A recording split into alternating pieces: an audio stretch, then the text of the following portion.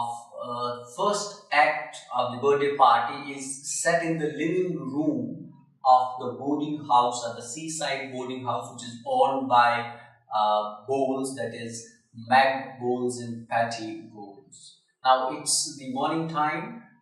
Petey and Meg are sitting at the breakfast table, and we are told that Meg is a very inquisitive kind of a person, and she repeatedly keeps asking questions to Petey about his job, concerning food, concerning job, concerning other things, and we find out that Petey is in no mood to respond to the questions of Meg. Instead of that, he keeps ignoring her, and later Meg informs Petey that two persons would be arriving at the boarding house later the day, about whom the information is very scarce. Now, here we also find that Petey does not talk or doesn't indulge in the conversation. All of the conversation, all of the talking, in fact, is done by the Meg, and he's a mere listener. Later, at this point of time, we are introduced to Stanley Weber, who is the protagonist of this particular play, in early 30s, and we are told that this particular person, that is Stanley Weber, he wears glasses, he is unkempt, he is unfriendly, and he speaks of uninteresting topics when Meg prepares cornflakes and fried bread for him.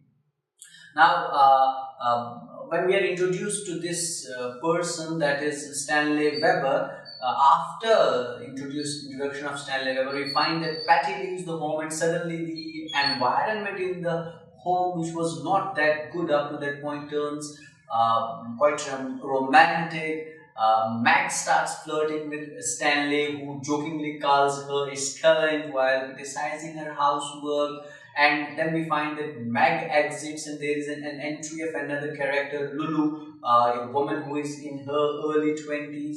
There's a short conversation between Lulu and Stanley Weber. She calls Stanley Weber a washout, and Lulu also informs Stanley about the two persons who are going to arrive, or who will come here in this boarding house later that day. Later, Lulu exits, and Goldberg and MecCan enter. Now, as Goldberg and MecCan enter, they appear on the set, and we realize that they have come here to finish certain job. However, we do not know the nature of the job, but we get an idea from the context of what has been going on in the play that this job is related to Stanley Weber. Now, we are introduced to Goldberg, and we are told that this Goldberg is a character with very sweet temperament and a very soft demeanor.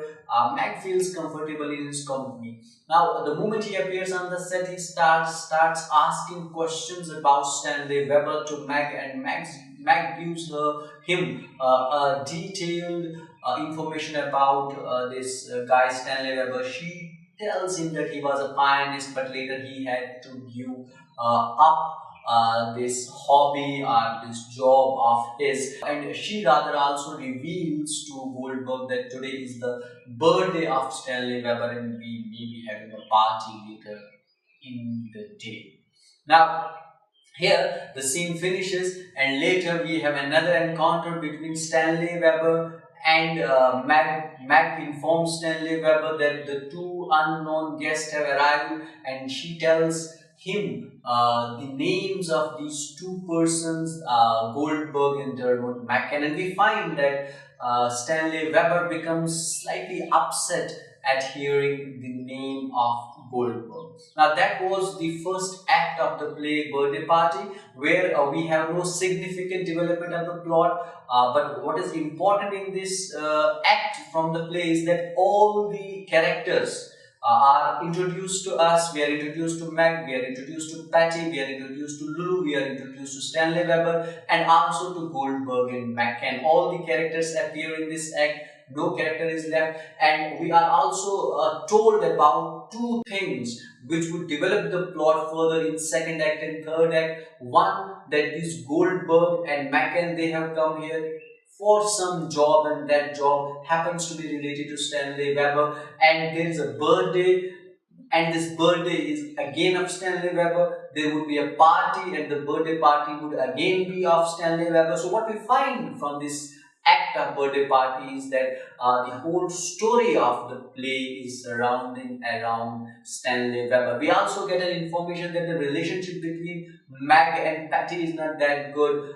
Petey is a silent kind of a guy who does not take too much part in the conversation. He is not interested in the conversation of Petey, and Petey, in rather Meg, and Meg seems to be, a very flirtious kind of an old woman who flirts with Stanley Weber, and Stanley Weber in response seems to be a person who is unaffected by the things happening around him. He is not that active, witty, clever kind of a character. Rather, he is a lazy, who is very, as I told earlier, he's very unkept, uninteresting, unfriendly sort of a fellow, and we don't know the reasons why, being in early 30s, he is such upset with the life. And we had a reference to the glasses of Stanley Weber, which would later become very significant as we take it back to an Act 3,